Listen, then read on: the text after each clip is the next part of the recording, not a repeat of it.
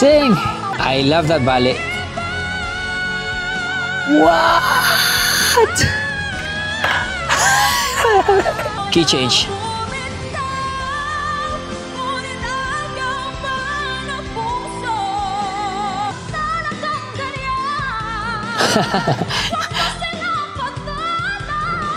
Grabe.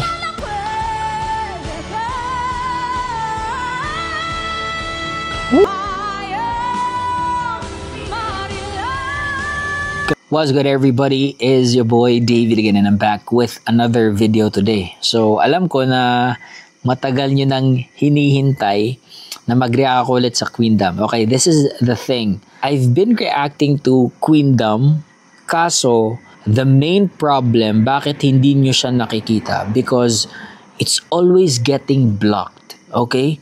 It's every time I upload, it's always getting blocked. And parang nadidrain ako and nadidiscourage ako kasi 'di ba nag-e-effort tayo na gumawa ng video. Aminado naman tayo na ginagamit natin yung videos ng GMA para mag-react, magbigay ng reaction. Yun nga lang, based sa aking observation, napaka-stricto ni GMA compared sa ABS-CBN. Wala naman problema sa akin na i-copyright nila, kunin nila yung kita sa videos ko. I don't really mind kasi sa kanila naman talaga yan. Pero masakit yung blocked no? Yung block kasi hindi nyo talaga makikita. No, okay lang yung kahit kunin nila yung kita nung videos na nire-react ko, as long as makita nyo yung reaction ko, okay na sa akin yun. Bonus na kung may revenue sharing or hindi nila i-claim, bonus na yun. Tanggap ko na yun, no? Na every time gagawa ko ng videos, talagang ika-copyright yun kasi hindi naman talaga sa akin yun. So anyway, hopefully ito naman ay hindi na. Okay, I'm going to try my best and modify better yung pag-edit ko para alam niyo na, hindi nila ma-blocked, at least, no? Hindi i-blocked. So anyway, pasensya na po talaga, no? My apologies for making you wait for so long, no? I think 2-3 months already, 4 months, I don't know. Yeah. But itong i-react natin ay, okay, tingnan muna natin this was out 2 weeks ago. Ano ba to? Ang caption dito ay Divas of the Queendom stunned with powerhouse rendition of iconic OPM contest pieces. Oh, contest pieces pa lang to Hindi lang iconic, but it's talagang contest pieces talaga. So, pangmalakasan to. So, tingnan nga natin when was this uploaded. So, this was uploaded, okay, this was aired July 13, 2025. Okay, so, last month lang, mga second Sunday siguro to. Anyway, so ang andito, si Rita, si Jessica, si Marian, Naya, okay, Thea, Hannah, and wala pa rin si Miss Aisel, wala si Julie andito. Okay, so ang kinanta nila At Ang Hirap, Gusto Ko Nang Bumitaw, Isa Pang Araw, Banal na Aso, si Makabayan, and No Si Balasio. Very interesting set of songs, no? This is going to be medley, I assume. So anyway, with no further ado, let's jump right into the video. Let's go!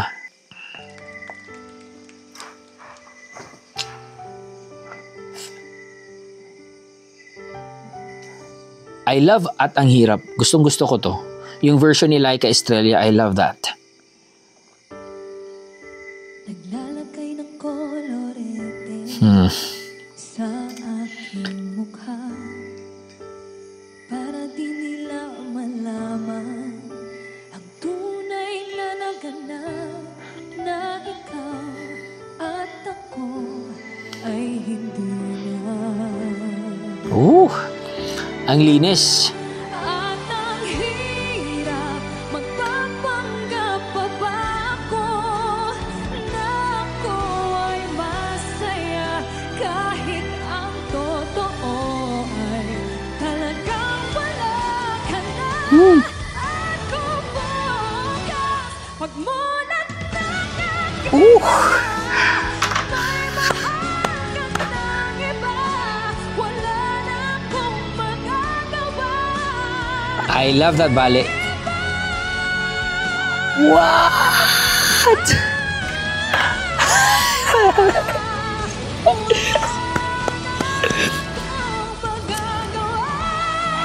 What?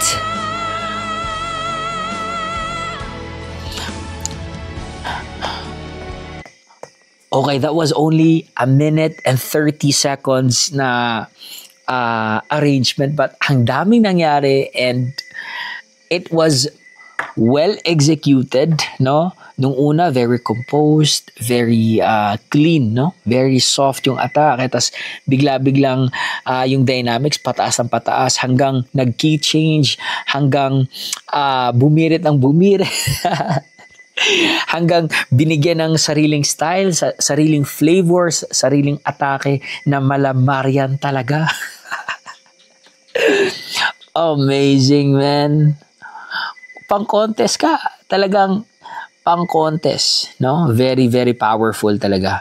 Composed, controlled, yet so powerful. Grabe si Marian. Good job, good job. I love it.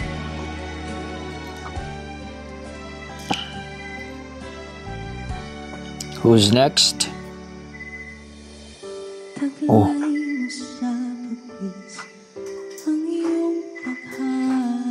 Mm-hmm.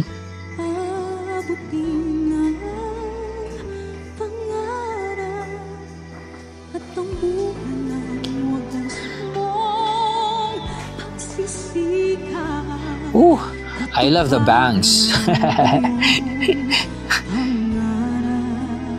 Grabe, linis din kumanta na ito.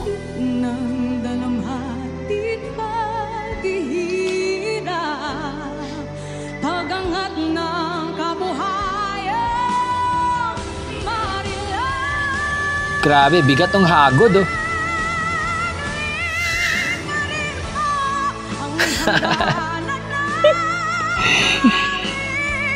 What?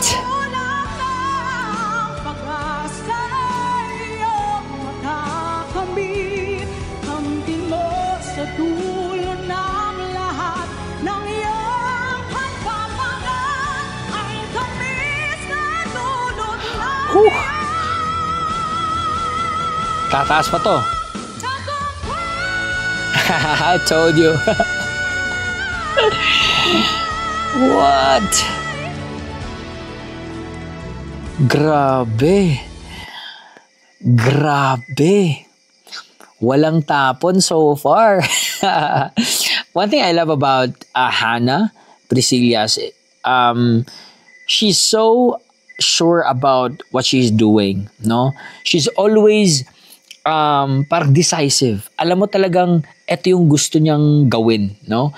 Itong ganito kabigat yung gusto niyang itapon, especially with the vowel sounds, no? Doon talaga yung parang ano tawag doon? Parang very well versed siya on how to navigate those the vowel sounds, yung pag-modulate niya, yung pagtapon niya talagang proper na maiintindihan pa rin natin, no? Talagang I love how she just do things on her own, no? Yung talagang may conviction and very decisive. Good job.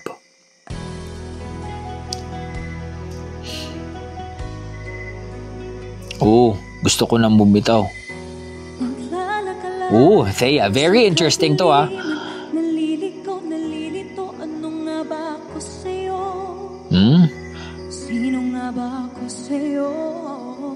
Very clear diction. I love it.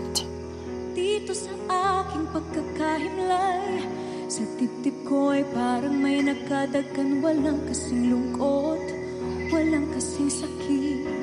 Very confident. I love it. Gusto ko nang bumitaw. Sustained. Okay. Key change.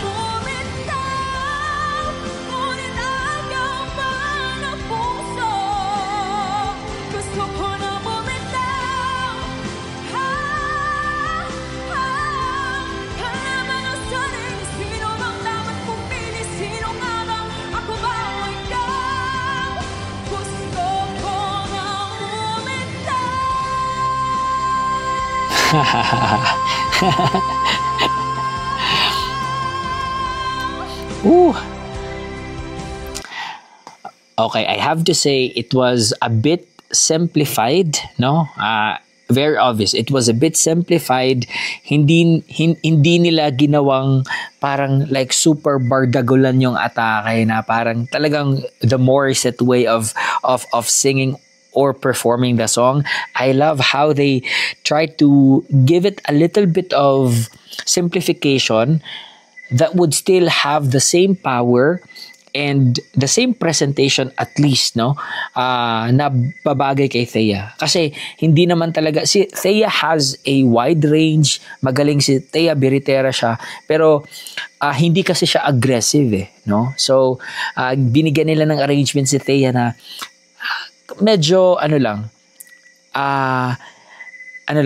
soft lang, okay? Kalmado lang, no? Although andun yung power, pero kita natin, no, very confident si Thea, and I think she feels like she's safe with the arrangement that she's given. So, yeah.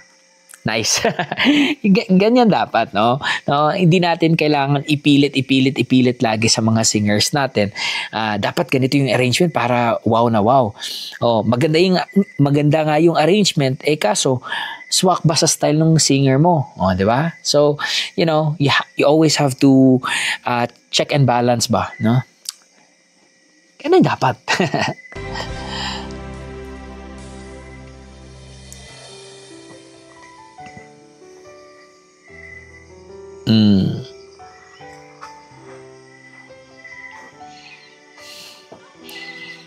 Next is Nami. Akala ko Ay, Naya. Nami. Naya. darating ang panahon, naliliwanag ang daang nasisilayan ko. Sa bawat sandali kasama kita, binigyan mo ng buhay ang aking mundo. Isa pa araw kay Sarah G.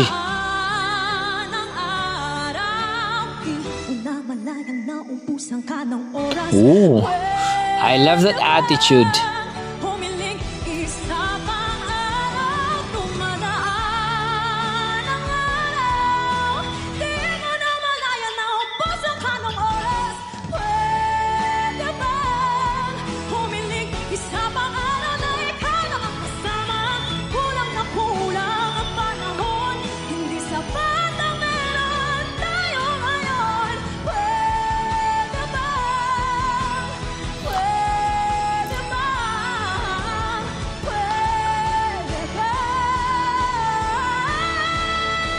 Woo!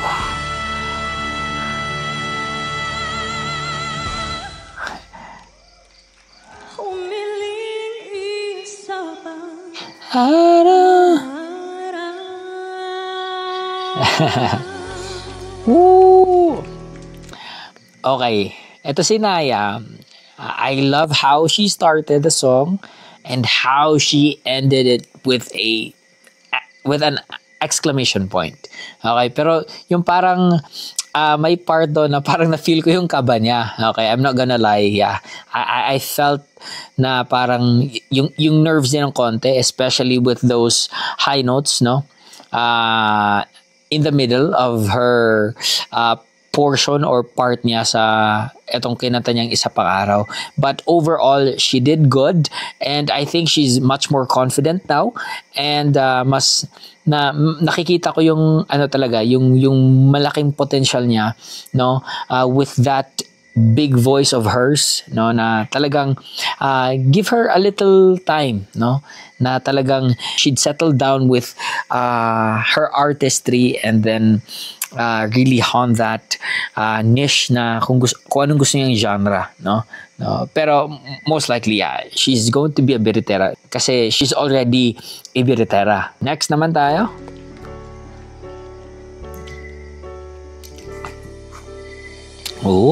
Rita. Wait lang, ito babagay talaga kasi alam naman natin very versatile si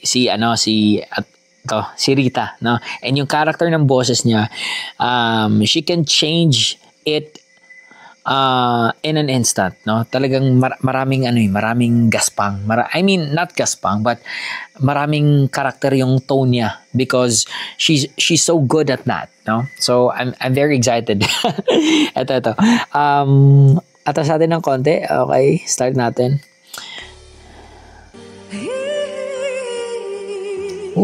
Dramatic.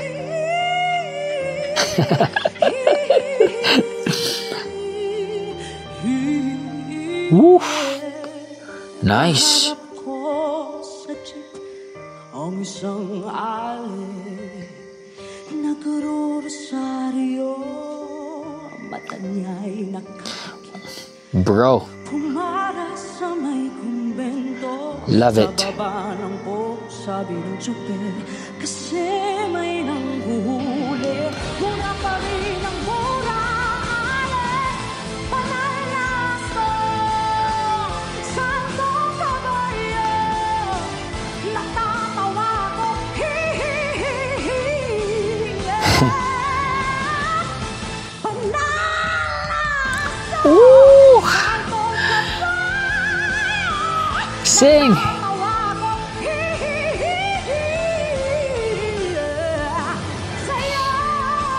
What?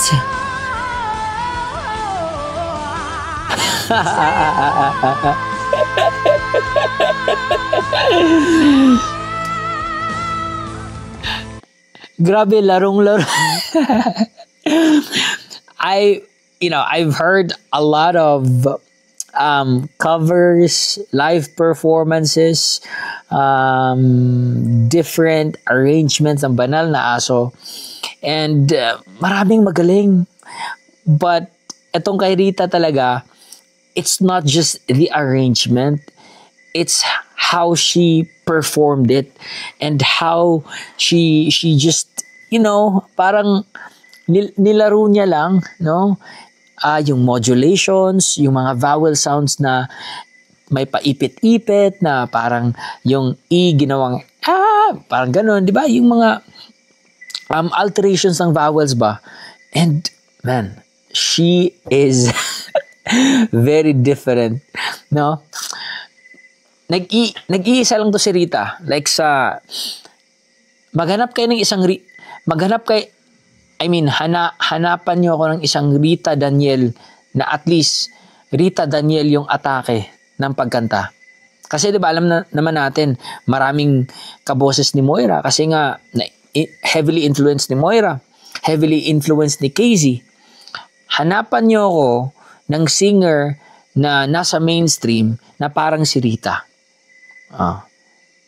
Hanapan niyo ako ng ganitong style kay Rita. Hanapan niyo ako. Tingnan natin.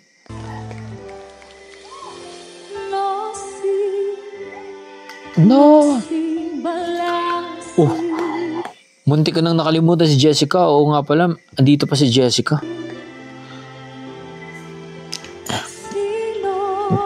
Ito talaga, bardagulan to.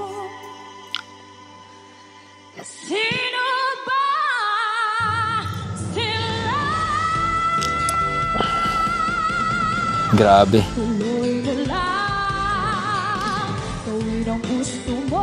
Very explosive. Walang pangyayari kung sila'y papansinin mo.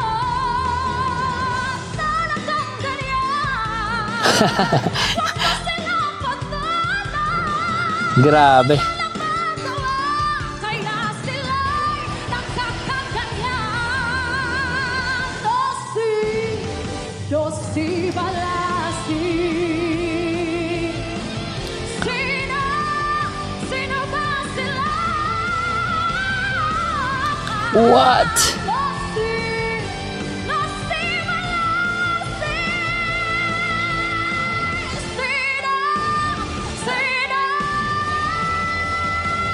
Sino ba sila?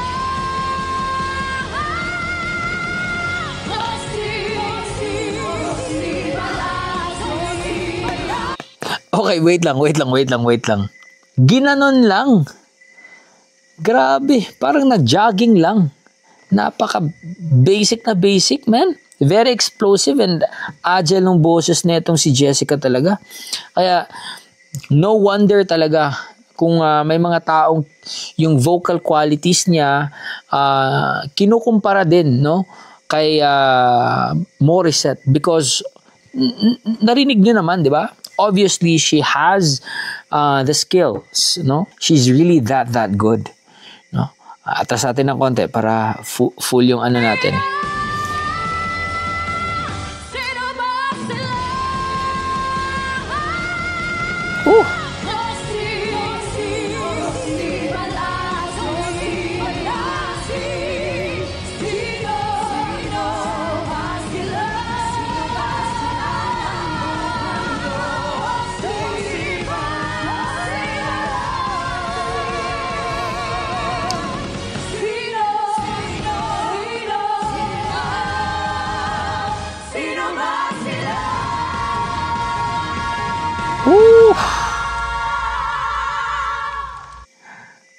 Amazing.